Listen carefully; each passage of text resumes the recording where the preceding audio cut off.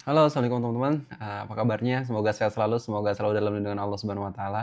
Nggak kerasa sekarang udah di pertengahan bulan Ramadan aja. Kita masih punya setengah lagi nih. Yuk, sama-sama kita gas, sama-sama kita kencengin sabuk pengaman kita, tegakkan sandaran kursi dan siap-siap untuk melaju lebih kencang, ya. Alhamdulillah, Allah kasih aku kesempatan untuk bisa sharing-sharing lagi sama teman-teman di YouTube ini setelah beberapa hari tidak konten ya. Padahal udah didedikasiin setiap hari pengen satu konten biar bisa ngobrol sama teman-teman, tapi ya sudahlah, bisanya sekarang ya udah alhamdulillah. Nah, seperti biasa, segmen Counting Page ini adalah segmen di mana aku pengen cerita tentang apa yang aku dapetin hari ini, hikmah apa yang bisa aku pelajarin, apa yang bisa aku share, mungkin pelajaran-pelajaran kehidupan lah ya gitu. Counting Page, bahwa hidup ini sebenarnya adalah lembaran kita menulis amal-amal. Nah, kemarin aku udah ngebahas tentang kanker dari sebuah produktivitas yaitu distraksi. Ya. Dan kita tuh ada di zaman dimana distraksi itu sangat-sangat besar banget ya. Dulu sebelum ada gadget itu tuh dunia tuh sepertinya baik-baik saja. Revolusi industri itu ya nggak membuat manusia banyak terdistraksi. Tapi kalau misalnya sudah ada revolusi internet nih, wah udah teknologi itu berkembang secara eksponensial, bukan lagi linear tapi eksponensial. Nah, semua orang tuh berlomba-lomba untuk bisa cepat dalam melakukan segala sesuatu. Nah, untuk bisa cepat dalam melakukan segala sesuatu, di barat itu disebut sebagai lifestyle hustler culture gitu ya. Jadi pokoknya dari kita bangun tidur, kita tuh udah diajak untuk berlomba. Wah, pokoknya ayo sekarang harus apa nih, hari ini harus apa yang gue lakuin untuk bisa lebih eksis, hari ini apa yang harus gue lakuin untuk bisa lebih kaya, untuk bisa lebih dikenal, untuk bisa dapat jabatan yang lebih tinggi, untuk pamornya lebih bagus, ya kayak gitu. Jadi dari bangun tidur aja kita udah langsung ngelihat status orang lain, langsung ngelihat postingan orang lain gitu.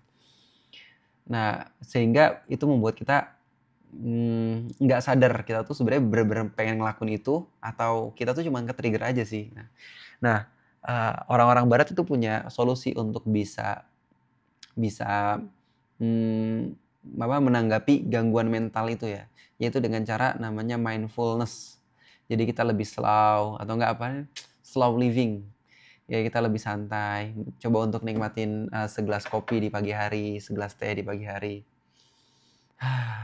Ini tiup aromanya,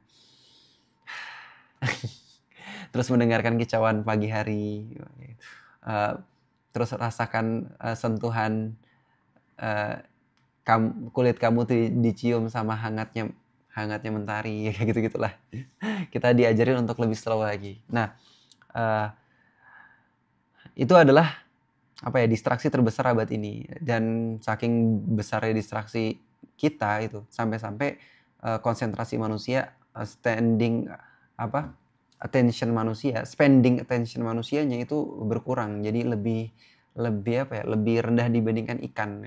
Cuman berapa, cuman 3 detik atau enggak 4 detik. Itu kalau misalnya nggak menarik langsung scroll scroll scroll. Makanya aku sekarang mencoba untuk beralih ke YouTube ya. Supaya apa? Supaya yuk kita membangun bonding bareng gitu. Kamu bener-bener ngedenger aku ngomong gitu ya. Aku bener-bener, berusaha senatural mungkin untuk ngomong gitu. Nah, jadi salah satu hal yang membuat kita nggak produktif adalah distraksi. Segala sesuatu yang membuat kita tuh, dekat sama tujuan itu namanya traksi. Dan segala sesuatu yang membuat kita jauh dari tujuan itu namanya distraksi. Nah, hal yang membuat kita terdistraksi gitu ya, nggak masuk kepada traksi, itu adalah sesuatu yang membuat kita tidak produktif. Nah, itu pembahasan yang kita obrolin kemarin di episode sebelumnya ya, kanker dari produktivitas. Nah, sekarang aku pengen ngomongin kenapa sih kita harus produktif gitu. Oke, ada banyak banget konten-konten YouTube ngasih tahu gimana caranya produktif. Oh, kamu buat schedule, kamu buat manajemen waktu, kamu harus setting ruangan, kamu harus setting eh, apa setting goals gitu. Ada banyak dan kamu bisa nonton itu di YouTube. Tapi sebelum aku ngebahas ke sesuatu yang teknis, aku pengen nanya nih ke teman-teman dan aku juga nanya ke diri aku sendiri, kenapa sih kita harus produktif gitu? Emang kalau kita nggak produktif kenapa? Kenapa emang kalau kita nggak produktif? Ya jawabannya kalau aku pribadi, aku ngerasa kita itu sebagai manusia itu harus produktif. Karena kalau kita nggak produktif, ya kita sama dengan rugi gitu. Kalau kita punya perusahaan, perusahaan kita tuh punya karyawan yang kalau misalnya karyawannya itu tidak kita manage dengan baik, tidak kita kasih jadwal rutinitas yang baik untuk bisa perusahaan itu berjalan, kira-kira apa yang terjadi? Mereka tidak produktif, tandanya ya kita rugi gitu. Nah, itu dalam skala perusahaan. Nah, dalam skala diri kita sendiri juga gitu. Nah, kita misalnya apa ya, nggak manfaatin waktu, ya sebenarnya kita serugi itu, rugi. Bayangin, bahkan di luar sana ada orang yang jualan waktu. Jadi cuma jualan waktu. Di saat orang-orang itu ngantri apa? Ngantri Pertalite gitu. Tapi kalau kamu bisa beli Pertamax, ya yang jelas itu sebenarnya Pertalite juga. Jadi Pertamax adalah Pertalite yang nggak ngantri gitu. Itu sebenarnya mereka beli apa? Beli waktu gitu. Jadi kalau kita nggak berhasil memanfaatkan waktu, ya kita sama dengan rugi. Gitu. Nah, kenapa kita harus produktif? Teman-teman semua, kita tuh harus tahu bahwa kita tuh hidup di dunia ini kan cuma sebentar ya, cuma 60 tahun gitu.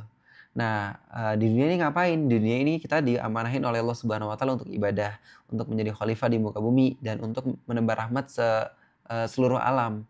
Nah, jadi tugas kita tuh dari visi kehidupan kita aja tuh 3 visi besar kita, beribadah, menjadi khalifah, sama menebar rahmat seluruh alam, itu aja udah mencerminkan sebuah keproduktivitasan gitu.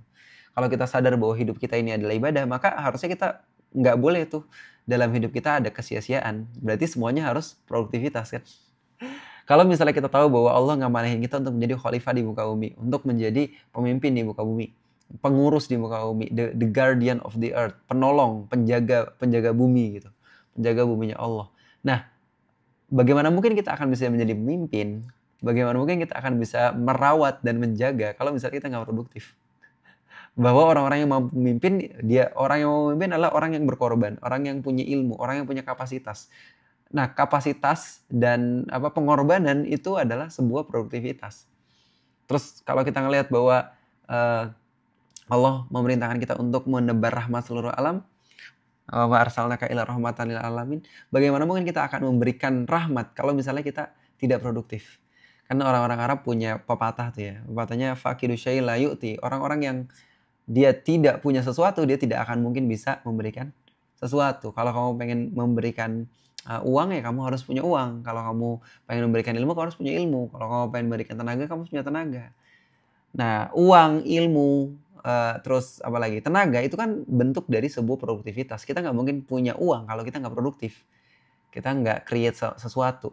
Kita nggak mungkin punya ilmu kalau kita nggak memanfaatkan waktu kita untuk belajar gitu.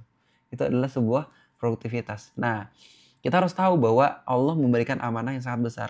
Aku ingat banget tuh kata quote-nya dari Syekh Hasan Al-Banna, pendiri Ikhwanul Muslimin di Mesir. Wah, beliau tuh luar biasa ya. Jadi nasihat-nasihat beliau tuh aku baca dari SMP, dan ada satu nasihat yang aku tuh keinget banget. Beliau tuh bilang begini, jangan pernah sia-siakan waktu, segera selesaikan masalah-masalahmu, dan ketika kamu udah selesai dengan masalah-masalah dan urusan-urusanmu, segera pergi ke urusan yang lain dan selesaikan yang lain. Gitu. Karena kenapa? Karena sesungguhnya amanah yang Allah Subhanahu wa Ta'ala berikan kepada kita itu lebih banyak dibandingkan waktu yang Allah kasih buat kita. Wow. Makanya beliau tuh sehebat dan sefenomenal itu gitu. Iya, terus beliau ngasih satu kutipan ayat, fa idza faragta fansab wa ila rabbika farghab. Apabila kamu sudah farogo, sudah selesai, fansab, maka selesaikan yang lain. Nah, ini juga jadi konsep hiburan bagi seorang muslim. Hiburan bagi seorang muslim itu apa? Perpindahan antara satu amal ke amal yang lain. Kalau kita capek buat membaca, ya udah kita berarti dengar podcast. Kalau kita capek dengar podcast, ya berarti kita olahraga. Kalau kita olahraga capek, ya berarti kita nongkrong sama temen yang diskusi baik-baik gitu. Ya kayak gitu. Terus kenapa kita harus produktif? Coba tanya ke diri teman-teman deh. Coba aku pengen teman-teman jawab di kolom komentar, kenapa kamu harus produktif? Ya jawabannya adalah karena hidup di dunia ini kan nggak cuma sekali. Hidup di dunia cuma sekali, tapi di akhirat sekali lagi gitu. Jadi kita nih di dunia ini memupuk bekal. Kita persiapan gitu. Contoh misalnya orang-orang yang nggak punya persiapan, dia akan sengsara hidupnya. Dia akan terkena azab. Kenapa? Coba contoh misalnya ya, kamu pengen pergi umroh. Nah, kamu pergi umroh tanpa persiapan. Coba bayangin. Aku pergi ke Bandung aja persiapan. Ke Bandung aku berapa hari? 2 hari. Oh, berarti aku cuman bawa baju 2 setel aja nih gitu, buat dipakai hari ini sama besok gitu. Itu udah selesai kan. Nah, tapi kalau misalnya coba bayangin aku ke Bandung tanpa persiapan. Repot gak? Aku nggak nyiapin uangnya, aku nggak nyiapin bajunya, ya gatal-gatal, aku nggak tahu tempat tidur aku di mana gitu. Nah, apalagi kalau misalnya kita semakin jauh tuh perjalanannya, misalnya umroh gitu ya, atau nggak haji. Umroh berapa hari ya? 9 hari, 12 hari, atau 15 hari. Coba bayangin kalau kita umroh tanpa persiapan. Tanpa persiapan ilmu untuk ibadahnya kayak gimana, tanpa persiapan baju, tanpa persiapan medan kayak gimana di sana gitu. Wah, apa yang akan terjadi? Chaos men gitu ya. Nah, semakin jauh perjalanan kita, maka persiapan kita itu harus semakin banyak, bekal kita harus banyak.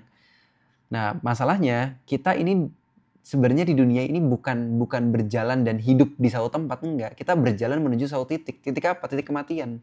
Yang kalau misalnya kita udah melewati titik kematian itu, kita akan sampai ke satu pemberhentian, yaitu adalah yaumul hisab, yaitu adalah yaumul qiyamah gitu. Dan di sana kita bakal ditanya. Yang ditanya apa? Yang ditanya bukan kamu pergi kemana gitu, enggak. Yang ditanya kamu di dunia ngapain, bekal apa yang kamu udah dapet gitu. Coba bayangin, kalau misalnya ada anak-anak SD ya, tau gak sih, kita tuh di dunia tuh kadang-kadang sering lupa, sering lalai.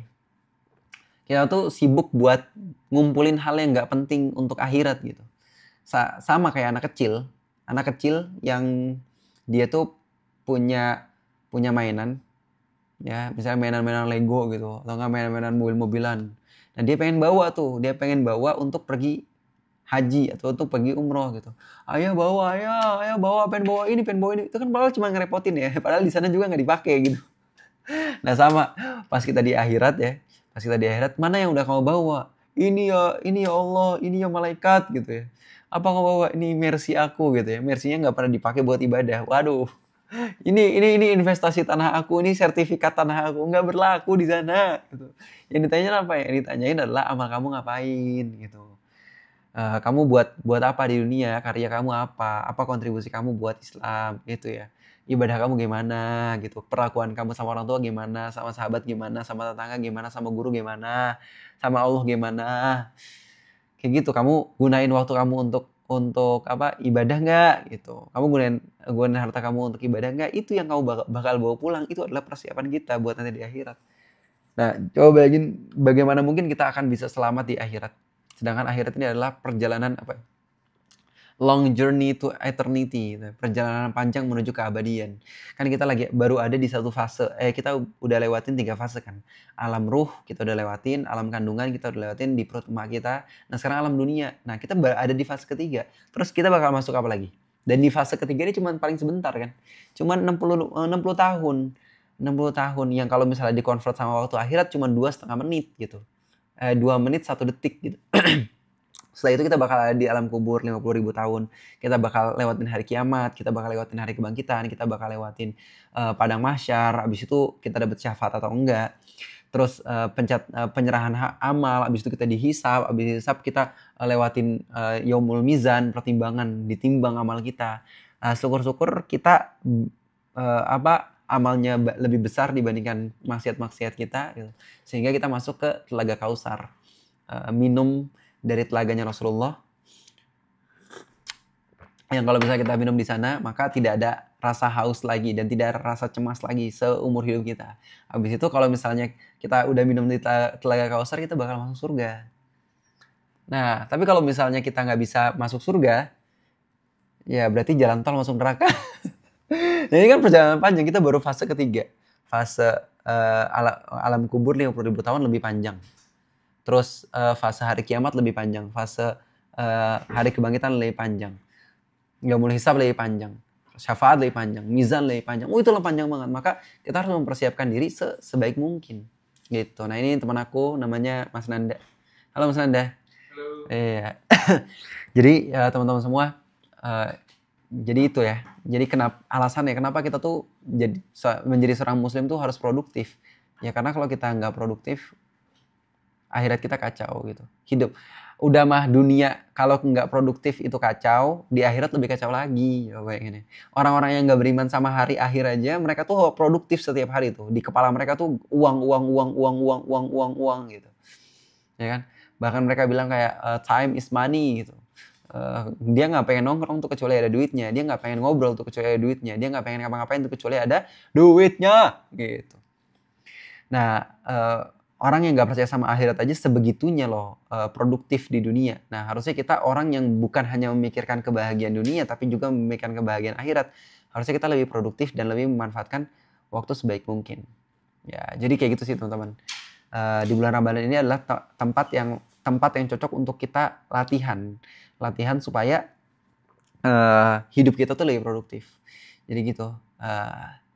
Itu aja udah 15 menit. Makasih udah dengerin celotehan aku.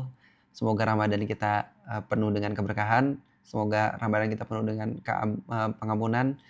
Semoga Allah Subhanahu wa taala selalu menjaga dan membimbing kita dalam setiap kebaikan. Amin ya rabbal alamin. Makasih teman-teman udah dengerin. Assalamualaikum warahmatullahi wabarakatuh.